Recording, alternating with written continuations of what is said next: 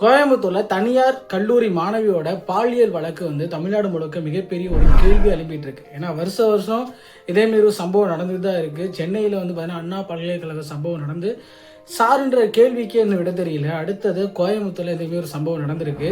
இது மிகப்பெரிய ஒரு அதிர்ச்சியை வந்து பார்த்தீங்கன்னா ஏற்படுத்தியிருக்கு. பல கட்சிகள் பல கேள்விகள் எழுப்பிட்டு இருக்காங்க.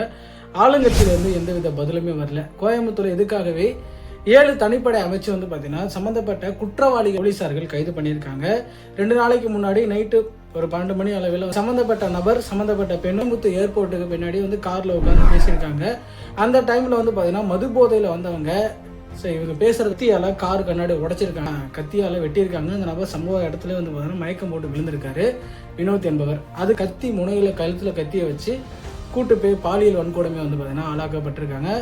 அந்த பொண்ணை மேலாடைகள் இல்லாமல் சடலமாக வந்து மீட்டெடுத்திருக்காங்க. மிக வருத்தத்தரக்கூடிய விஷயமா தான் இருக்கு. அதை தொடர்ந்து போலீசார்கள் 7 தனிப்படை அமைச்சு இந்த சம்பந்தப்பட்ட குற்றவாளிகளை வந்து பார்த்தீங்கன்னா கண்டுபிடிச்சிருக்காங்க.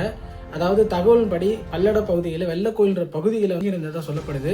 பல்லடம் பகுதி போலீசார்கள் மற்றும் கோயம்புத்தூர் போலீசார்கள் ரோந்து பணியில் ஈடுபட்டு வந்து அரெஸ்ட் பண்ணியிருக்காங்க. அப்போ தப்பி ஓட முயற்சி பண்ணப்ப போலீஸ்கார்ட்ட கத்தி வந்து காயப்பட்டிருக்கு.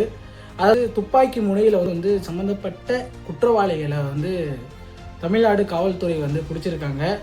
இவங்களுக்கு தக்க தண்டனை கொடுத்தாகணும் அப்படின்னு சொல்லிட்டு இன்னைக்கு பல கட்சிகள் போராட்டம் பண்ணுறாங்க. ஏடிஎம்கே, பிஜேபி, தாவேகா இது வந்து தொடர்ந்து இவங்களுக்கு தக்க தண்டனை கொடுத்தாகணும், இதுமாரி மேற்படி நடக்காமல் இருக்கிறதுக்கு தமிழ்நாடு கவர்மெண்ட் இது சட்டத்தை கொண்டு வரணும் அப்படின்ற மாதிரி எதிர்கட்சிகள் வந்து பல பேர் வந்து பார்த்தீங்கன்னா கேள்வி எழுப்பிட்டு இருக்காங்க.